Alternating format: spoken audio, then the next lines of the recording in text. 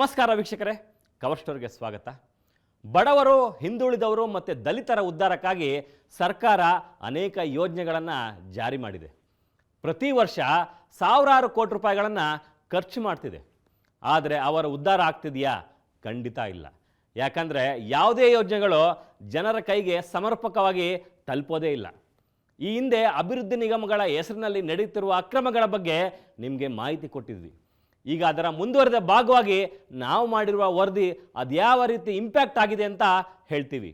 ಬಡ ದಲಿತರ ಕೋಟಿ ಕೋಟಿ ದುಡ್ಡು ನುಂಗಿದ್ದ ಅಧಿಕಾರಿಗಳ ಬುಡಕ್ಕೆ ಈಗ ಬಿಸಿನೀರು ಬಿದ್ದಿದೆ. ಇದು ಈ ವಾರದ ವಿಶೇಷ, ದಲಿತರ ದುಡ್ಡು.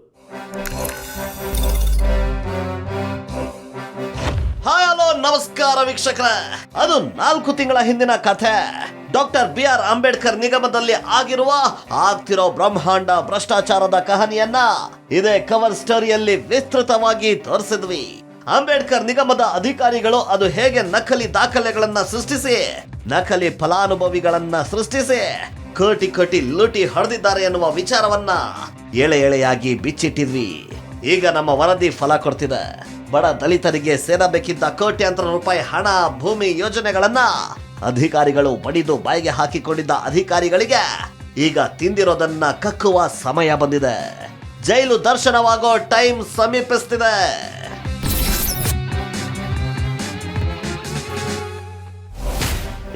ಯಾಕಂದ್ರೆ ಕವರ್ ಸ್ಟೋರಿ ಮಾಡಿದ್ದ ವರದಿ ಈಗ ಸರ್ಕಾರ ಮಟ್ಟದಲ್ಲಿ ಸದ್ದು ಮಾಡ್ತಿದೆ.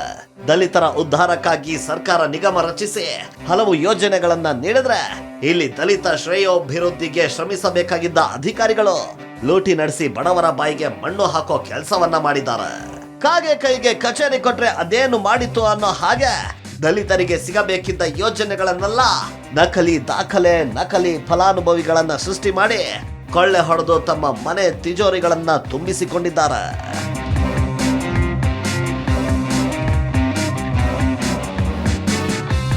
ಸ್ವಯಂ ಉದ್ಯೋಗ ಯೋಜನೆ, ಉದ್ಯಮಶೀಲತಾ ಯೋಜನೆ, ಸ್ವಾವಲಂಬಿ ಸಾರಥಿ ಯೋಜನೆ, ಮೈಕ್ರೋ ಕ್ರೆಡಿಟ್ ಯೋಜನೆ, ಭೂ ಒಡೆತನದ ಯೋಜನೆ ಸೇರಿದಂತೆ ಹಲವು ಯೋಜನೆಗಳು ಈ ಅಭಿವೃದ್ಧಿ ನಿಗಮದ ಅಡಿ ಬರುತ್ತವೆ.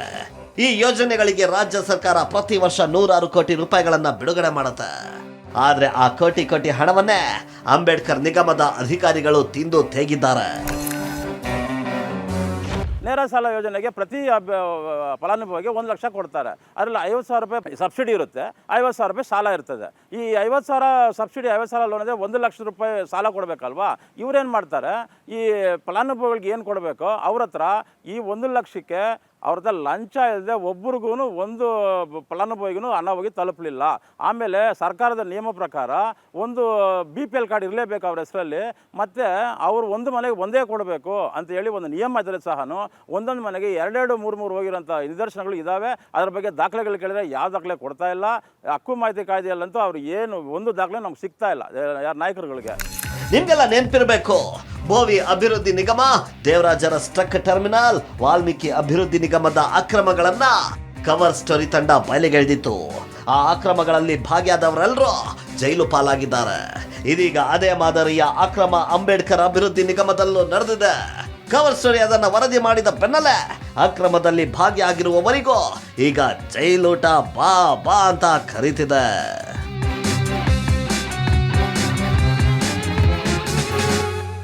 ವಾಲ್ಮೀಕಿ ಅಭಿವೃದ್ಧಿ ನಿಗಮದಂತೆ ಅಂಬೇಡ್ಕರ್ ಅಭಿವೃದ್ಧಿ ನಿಗಮದಲ್ಲೂ ಅಕ್ರಮವಾಗಿ ಸಾಕಷ್ಟು ಬೇನಾಮಿ ಅಕೌಂಟ್ಗಳಿಗೆ ಹಣ ವರ್ಗಾವಣೆಯಾಗಿದೆ. ಇಂತಹ ಮಾಹಿತಿ ನಮಗೆ ಬಂದಿತ್ತು. ಆ ಮಾಹಿತಿ ಬೆನ್ನತ್ತಿ ಹೋದಾಗ ಹಲವು ಸ್ಫೋಟಕ ಮಾಹಿತಿಗಳು ಹೊರಬಂದಿವೆ.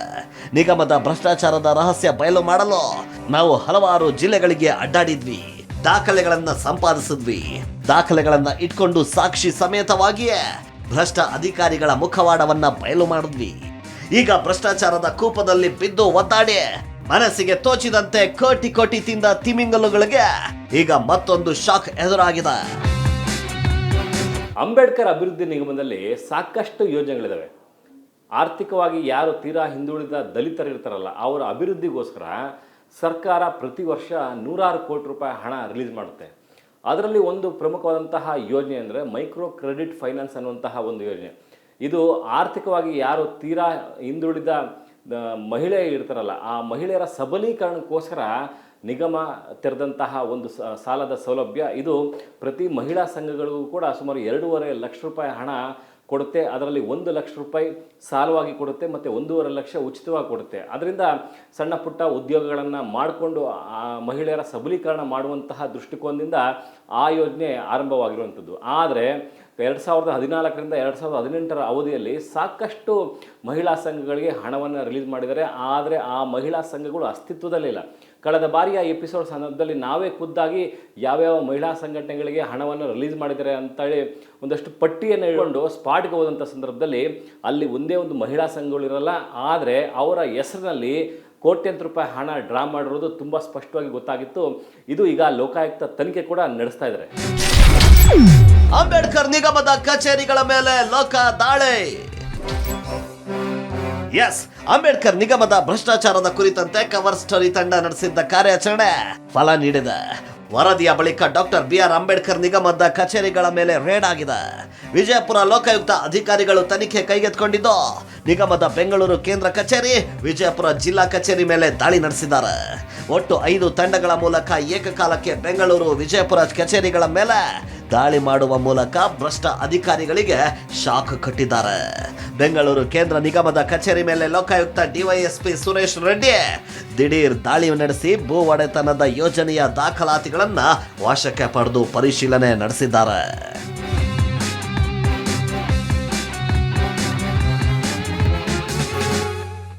ಕವರ್ ಸ್ಟೋರಿ ತಂಡ ಸಾಕಷ್ಟು ತನಿಖಾ ವರದಿಗಳನ್ನು ಮಾಡಿರುವಂಥದ್ದು. ದೇವರಾಜ ಅರಸು ಟ್ರಕ್ ಟರ್ಮಿನಲ್ ಇರ್ಬೋದು, ಬೋವಿ ಅಭಿವೃದ್ಧಿ ನಿಗಮ ಇರ್ಬೋದು, ಈ ರೀತಿ ನಿಗಮಗಳಲ್ಲಿ ನಡೀತಿರುವಂತಹ ಸಾಕಷ್ಟು ಅವ್ಯವಹಾರಗಳನ್ನು ವರದಿ ಮಾಡಿತ್ತು. ಅದರ ಫಲಶ್ರುತಿ ಕೂಡ ಆಗಿರುವಂಥದ್ದು. ಯಾಕಂದರೆ ಯಾವುದೇ ಒಬ್ಬ ಪೊಲೀಸ್ ಅಧಿಕಾರಿಗೆ ಒಂದು ಕೇಸ್ ಡಿಟೆಕ್ಟ್ ಆಗಿದ ತಕ್ಷಣ ಆತನಿಗೆ ಖುಷಿ ಆಗಲ್ಲ, ಅರೆಸ್ಟ್ ಆಗಿದ ತಕ್ಷಣ ಆತ ಸಂತೋಷ ಪಡಲ್ಲ. ಆದರೆ ಆ ಕೇಸು ನ್ಯಾಯಾಲಯದಲ್ಲಿ ಇತ್ಯರ್ಥ ಆಗಿ ಜಡ್ಜ್ಮೆಂಟ್ ಆಗುತ್ತಲ್ಲ, ಆ ಸಂದರ್ಭದಲ್ಲಿ ಸಿಗುವಂತಹ ಖುಷಿ ಸಾಕಷ್ಟು ಜಾಸ್ತಿ ಇರುತ್ತೆ, ತುಂಬ ದೊಡ್ಡದಾಗಿರುತ್ತೆ. ಅಂತಹ ಅನುಭವ ಈಗ ನಮಗೂ ಕೂಡ ಆಗ್ತಿರುವಂಥದ್ದು. ಯಾಕಂದರೆ ನಮ್ಮ ವರದಿ ಸಂದರ್ಭದಲ್ಲಿ ಸಾಕಷ್ಟು ತನಿಖಾ ಸಂಸ್ಥೆಗಳು ಆ ವರದಿಯನ್ನು ಫಾಲೋ ಮಾಡಿಕೊಂಡು ತನಿಖೆ ಕೂಡ ಮಾಡ್ತಿದ್ದಾರೆ.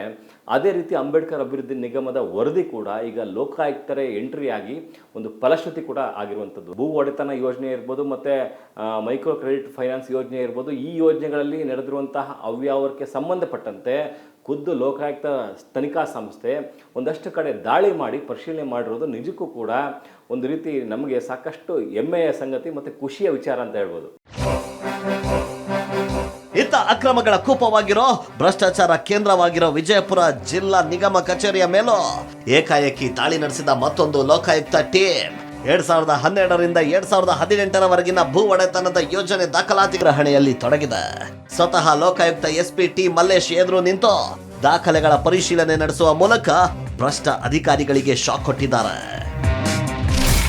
ಅಂಬೇಡ್ಕರ್ ಅಭಿವೃದ್ಧಿ ನಿಗಮದಲ್ಲಿ ನಡೆದಂಥ ವ್ಯವಹಾರದ ಬಗ್ಗೆ ಪ್ರಕರಣವನ್ನು ದಾಖಲೆ ಮಾಡಿದ್ದೀವಿ. ಈ ದಾಖಲೆ ಮಾಡಿದ ಪ್ರಕರಣದ ಆಧಾರದ ಮೇಲೆ ಮಾನ್ಯ ನ್ಯಾಯಾಲಯದಿಂದ ನಾವು ಶೋಧನಾ ವಾರೆಂಟನ್ನು ಪಡೆದು ವಿಜಯಪುರ ನಗರದಲ್ಲಿ 3 ಮಂದಿ ಹಿಂದಿನ ಕರ್ತವ್ಯ ನಿರ್ವಹಿಸಿದಂಥ ಅಧಿಕಾರಿಗಳ ಮೇಲೆ, ಮನೆಗಳ ಮೇಲೆ ಮತ್ತು ಇಲ್ಲಿಯ ಕಚೇರಿ ಮತ್ತು ಕೇಂದ್ರ ಕಚೇರಿಯಲ್ಲಿ ಈ ಭೂ ಒಡೆತನ ಯೋಜನೆಯಡಿಯಲ್ಲಿ ನಡೆದಿರ್ತಕ್ಕಂಥ ಅವ್ಯವಹಾರದ ಬಗ್ಗೆ ದಾಖಲೆಗಳನ್ನ ವಶಪಡಿಸಿಕೊಳ್ಳೋಕ್ಕೋಸ್ಕರ ಸುಮಾರು 2014 to 2018 ಜಿಲ್ಲೆಗೆ ಸಂಬಂಧಪಟ್ಟಂಥ ಆ ಭೂ ಒಡೆತನ ಯೋಜನೆಯಡಿಯಲ್ಲಿ ದಾಖಲೆಗಳನ್ನು ವಶಪಡಿಸ್ಕೊಳ್ಳಿ. ಭೂಮಿಯನ್ನು ಖರೀದಿನೂ ಮಾಡದೇ ಖರೀದಿ ಪತ್ರಗಳನ್ನ ನಮಗೆ ಕಂಡು ಬಂದೈತೆ. ಇದ್ರ ಮೇಲೆ ನಾವು ಪ್ರಕರಣ ದಾಖಲೆ ಭೂ ಒಡೆತನದ ಯೋಜನೆಯಲ್ಲಿ ಕೋಟಿ ಭ್ರಷ್ಟಾಚಾರ, ಇಂದು ತೆಗೆದ ಅಧಿಕಾರಿಗಳ ಮನೆಗಳ ಜಾಲಾಡಿದ ಲೋಕ. ಕವರ್ ಸ್ಟೋರಿ ವರದಿ ಮಾಡ್ತಿದ್ದಂತೆ ಅಂಬೇಡ್ಕರ್ ನಿಗಮದ ಯೋಜನೆಗಳ ಪೈಕಿ ಭೂ ಒಡೆತನ ಯೋಜನೆಯಲ್ಲಿ ಆದ ಭ್ರಷ್ಟಾಚಾರದ ಪ್ರಮಾಣ ಹೆಚ್ಚು. ಹೀಗಾಗಿ ಅಕ್ರಮ ನಡೆದ ಸಮಯದಲ್ಲಿ ಅಧಿಕಾರದಲ್ಲಿದ್ದ ಅಧಿಕಾರಿಗಳ ಮನೆಗಳ ಮೇಲೂ ಸಹ ಲೋಕಾಯುಕ್ತರು ರೇಡ್ ನಡೆಸಿ ದಾಖಲೆಗಳ ಪರಿಶೀಲನೆ ನಡೆಸಿದ್ದಾರೆ.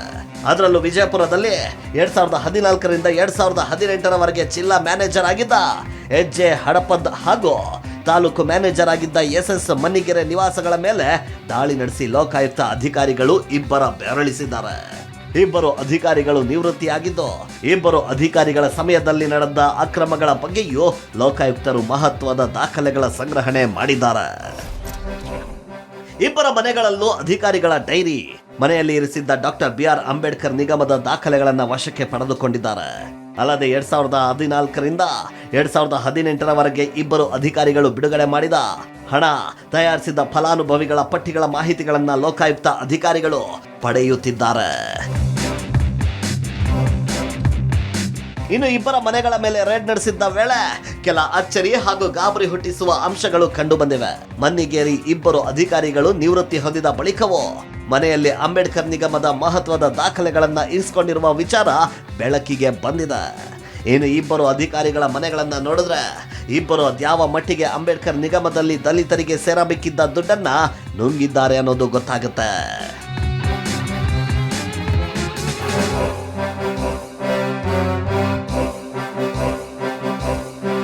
ಭೂ ಒಡೆತನ ಯೋಜನೆಯ ದಾಖಲೆಗಳ ಸಂಗ್ರಹಕ್ಕೆ ಬೆಂಗಳೂರು ವಿಜಯಪುರ ನಗರದಲ್ಲಿ ದಾಳಿ ನಡೆಸಿದ್ದ ಲೋಕಾಯುಕ್ತರು ಬರೋಬ್ಬರಿ 5 ದಿನಗಳ ಕಾಲ ನಿರಂತರ ದಾಖಲೆಗಳಿಗಾಗಿ ಶೋಧ ನಡೆಸಿದ್ದಾರೆ.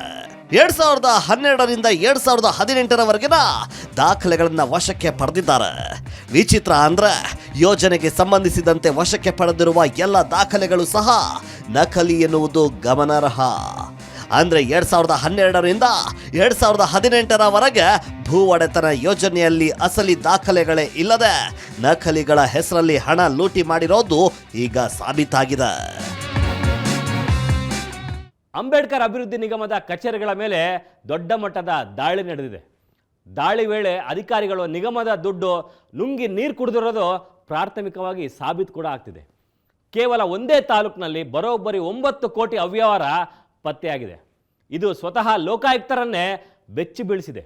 ಅದರ ಸಂಪೂರ್ಣ ಮಾಹಿತಿ ಹೇಳ್ತೀವಿ. ಅದಕ್ಕೂ ಮುನ್ನ ಸಣ್ಣದೊಂದು ಬ್ರೇಕ್.